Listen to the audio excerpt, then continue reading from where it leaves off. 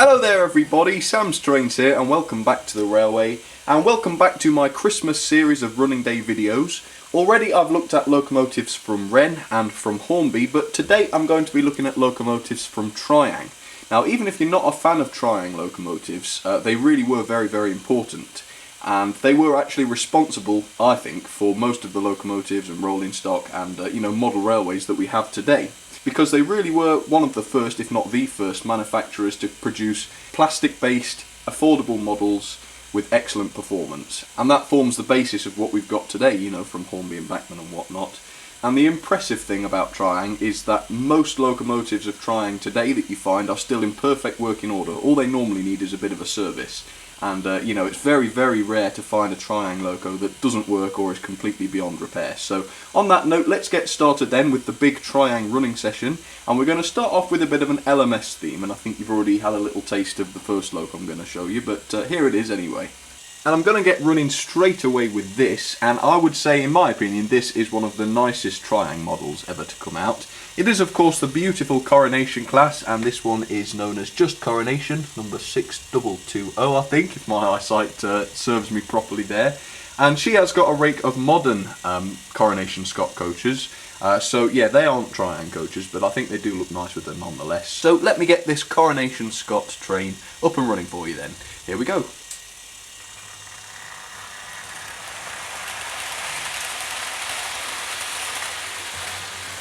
Second then, we've got probably the most important Triang loco ever to be made. They literally sold thousands of these and it really was very popular, and as I say, this is one of the classic examples of the basis for all locomotives to come. So this is the Princess class. This one is Princess Victoria, I think, and it is in the beautiful BR black, in the shiny black. And she's got a small rake of 4 LMS coaches. I don't know if they're Stanier coaches, I need someone to tell me about them. But yep, let's get her started then. The Princess Royal class.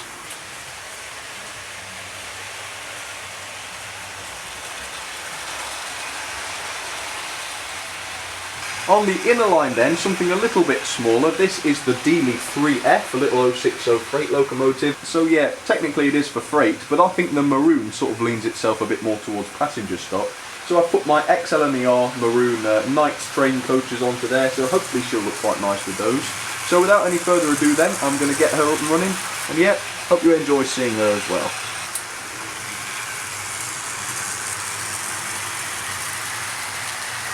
Alright, there she goes. Let's have a running session with these first 3 LMS locomotives then.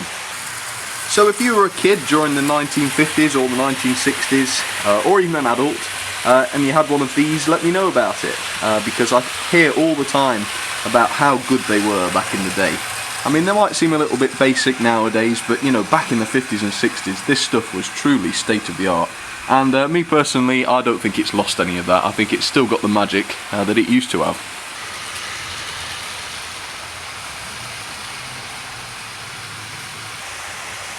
There's that 3F, I do love that 3F. Very good models they are.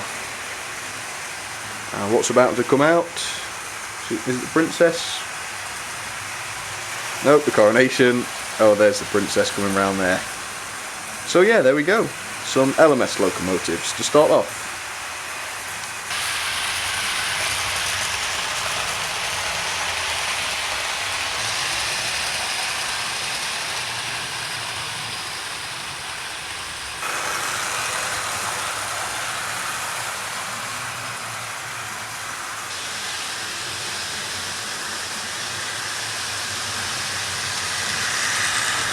Yep, I think those teaks look quite nice with her, even though she's not an LMER locomotive.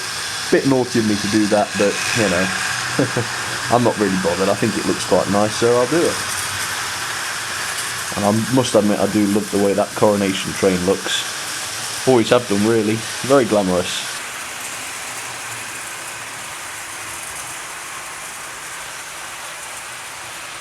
Okay folks, time to stop these guys then, and they're all coming at once. So, major panic here.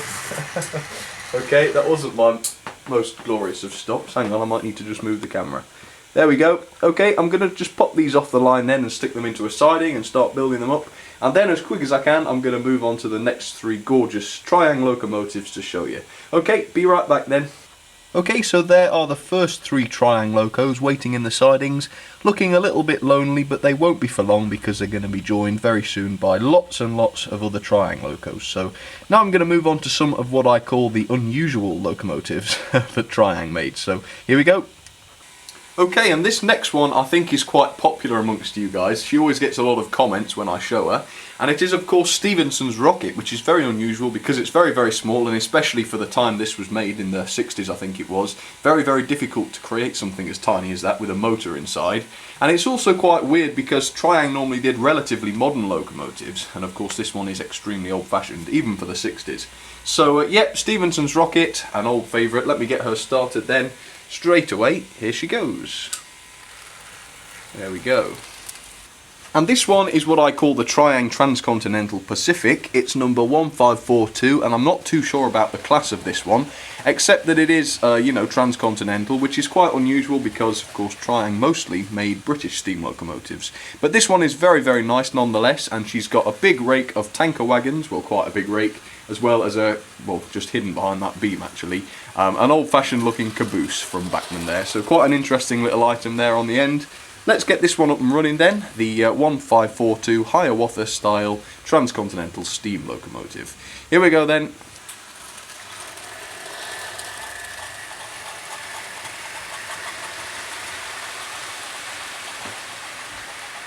On the very inner line then, I have one of my favourites, and this is the Triang Caledonian single wheeler in the blue. And she, as you can see, has just got 3 Caledonian coaches there going up towards the bookcase. And again, this one's unusual because it's a single wheeler, and again, it's quite an obscure locomotive, but nonetheless, I do like it very much. So here we go then, let's get this one up and running for you.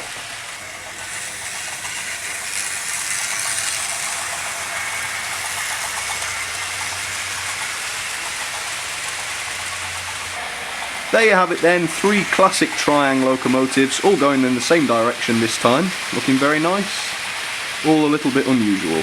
Where's that Caledonian? There it is. Flying around as usual. You can probably hear that chuff tender in this Transcontinental loco, and I've also put a nice bright LED in the front. So yeah, it's got a bit of a headlight on that one, I'll try and get a shot of that for you. Now here's Stephenson's rocket and the Caledonian loco going together. Looking very, very nice together. Oh, well, just about saw the headlight before the Caledonian loco jumped into the shot. There we go. See it a bit better there. And where's the rocket? There she is. Running extremely nicely today, actually.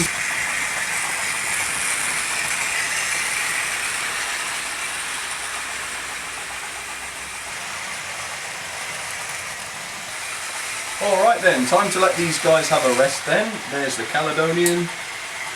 And we'll pop these into a siding. Well, I'll pop them into a siding. There's Stephenson, or Stephen. And there's the Transcontinental loco.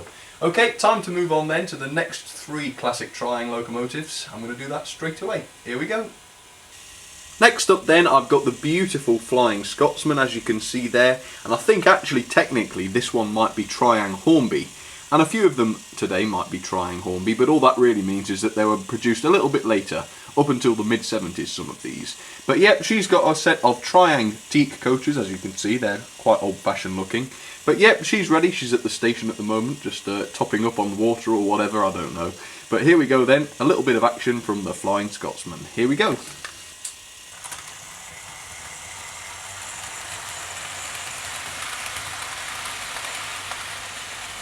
Second up then, this is the beautiful Triang Britannia model, looking a little bit better than she did last time, if you saw that video, because she's had a new body now and she's certainly looking a little bit better.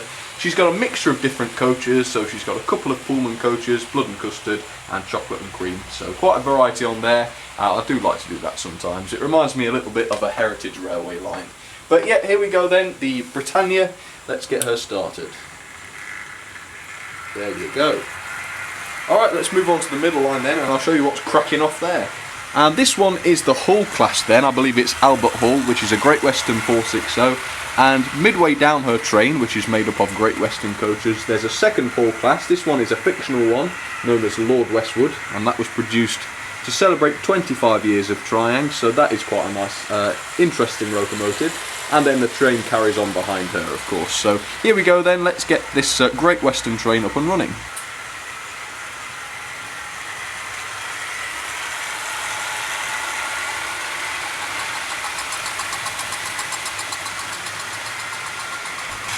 There you have it then, 3 more pretty large Triang locos.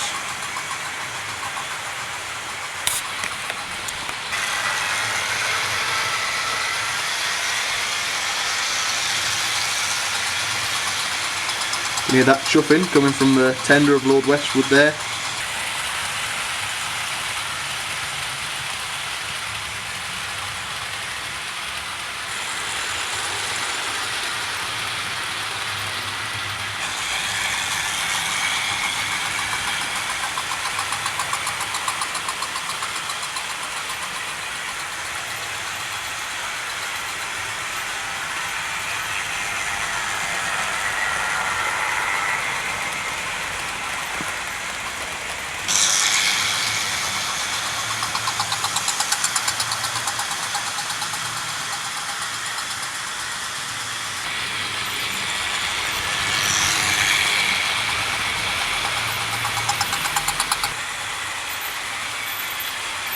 Lovely. Yep, really enjoying myself so far. Lots more to show you though, of course. I think then it's just about time to take these guys off and show you what's coming up next. Alright, let's stop them then. There's the Hull classes. I'm trying to get them both in. No, Albert Hall's just about gone. Oh well. Okay, and Britannia. Back a bit, Britannia, a bit too far. And the Flying Scotsman, of course. Whoa. Alright, so yes, 3 of my favourites there, truly they are. Okay, I'm going to pop those into the siding then, and then we'll get on. Okay, here's a little update on the sidings then, and they're starting to look very, very full, and I reckon this video is going to have them the fullest they've ever been. But that being said, I'm still not going to get anywhere near all of my Triang locos into this video. But, you know, I'm going to try and cram as many as I can. So, next up we're going to move on to some tank engines, and some, well, I think all of them are going to be double heading. So, here we go then, with some tank engines. Pulling from the front then, I've got a quite oddly matched pair of tank engines here. At the back you can see the LNER J83, and the one at the front there is the Great Western pannier tank. And between them they're pulling quite a big rake of 1, 2, 3, 4, 5, 6, 7, 8 blood and custard LNER teak coaches. So hopefully those two will look quite nice, if a little bit mismatched together. So here we are then, the two 060 tank engines. Oops, going the wrong way. There we go. Alright, and I'll show you what's on the middle line then, once all these coaches have gone by. There they go. Next then, there's a pair of 040s, and I've never shown these before because I've only just got them. So the one at the front is Lord Westwood's brother with a, well, quite a similar running number, and the one at the back there I believe is sort of like a Caledonian style 040. And they've both got a rake of various different box vans, as you can see there, so hopefully those two will manage those just fine. So okay, time to get those up and running then.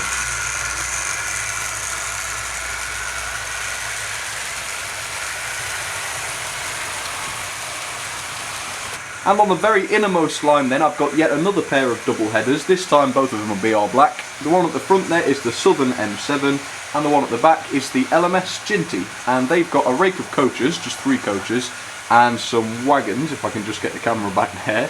Some stone wagons back there, so I believe you'd call this one a mixed train. Okay, let's get it up and running for you then.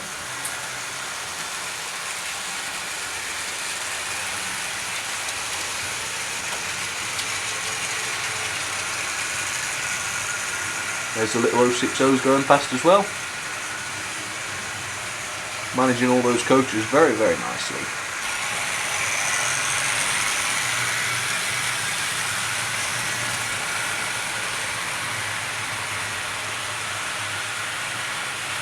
I think these two look particularly good together. And they're a very strong pair as well, as you can see. Yep, very good. That low 40's looking gorgeous as well.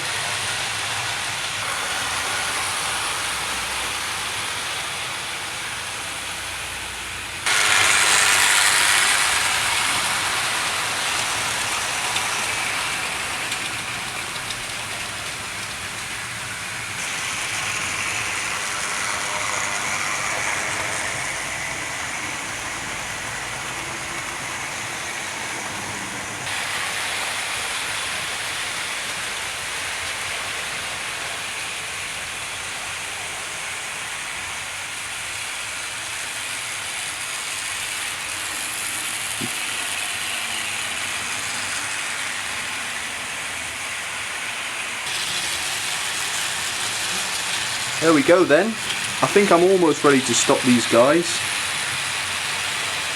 And then we'll move on to the last set of locos of the day, which will be a bit of a freestyle.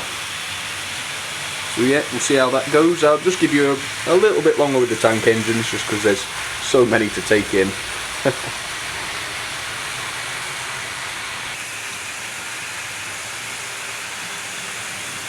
Everything's behaved very well anyway. I don't think I've had a single derailment yet. Which is a very stupid thing to say, because that's just asking for it, isn't it?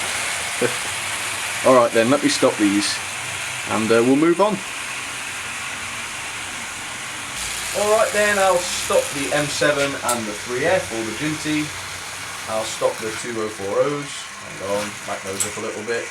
And we're just waiting now for the pannier tank and the J83. There you go. 6 beautiful Triang tank engines there. Yep. Okay, I'll move these off then and we'll go on to the last round. Next up then, one of my personal favourites. This one is a Bullet Pacific, and this is the unrebuilt West Country class, or this one I suppose will be the Battle of Britain, because it is called Winston Churchill, as you can see there. Beautiful locomotive, and she's got some freight because they were mixed traffic. So the first lot there is stones, and then at the back you've got the ocean wagons, which are empty. So here we go then with Winston Churchill, the Battle of Britain.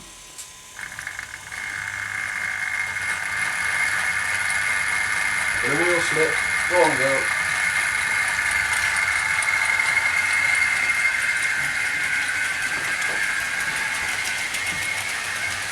She's got it, just needed a little push. Next up then, I have a Southern L1, which is a lovely 440. This one's in BR green, and she's pulling a rake of Pullman coaches, and at the back of this train she has a little helper, which is a diesel, class 31, and I don't personally like doing this too much, but I've noticed on a lot of heritage railways you do see this sort of thing. So yeah, I thought that would be a nice thing to try and emulate anyway. So here we go then with the L1 and the class 31, which is a banker. There we go, very nice. Now then, I'll show you the final loco of today, so here it is. And I'm going to finish off then with one from the LNER. This one is a 460 B12, and she's just got 4 LNER teak coaches, which should hopefully look quite nice with her. So here we go then, the last loco of the day. Let me get this one started. It's the Holden B12.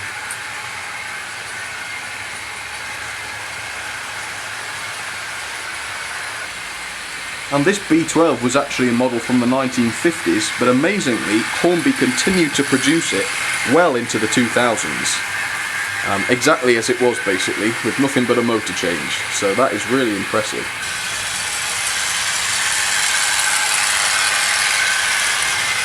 Battle of Britain class doing very nicely again now. And the L1's taking it nice and steady with her diesel helper. So yep, that's all going very nicely. Where's that 31? There it is. Covered up by the B12.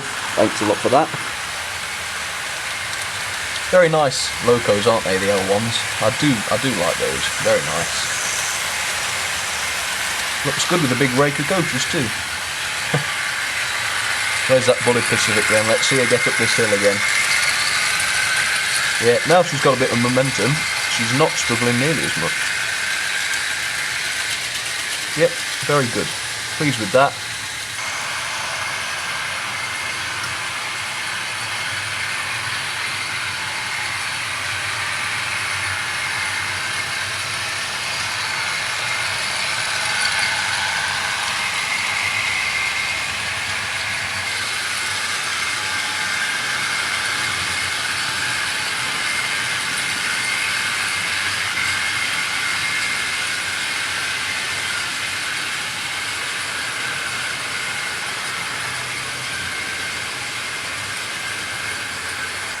Well, alright, I'll stop these then. There's the B12 right there, and I'm just going to speed the other chaps up so that we actually get them here today.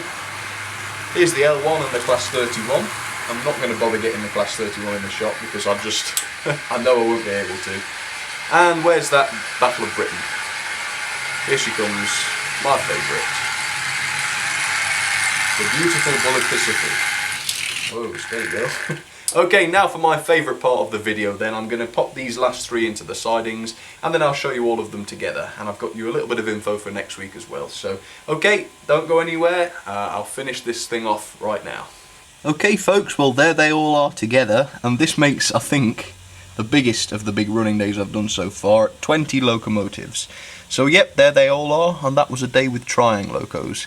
Now I hope you'll join me again next week for the final episode of this, which will be all about Bachmann, and that will be on Christmas Eve, and I'm going to put it out a little bit earlier at 4 o'clock, because I know it's very busy that day. So yep, I hope to see you then on Christmas Eve for the final episode of this.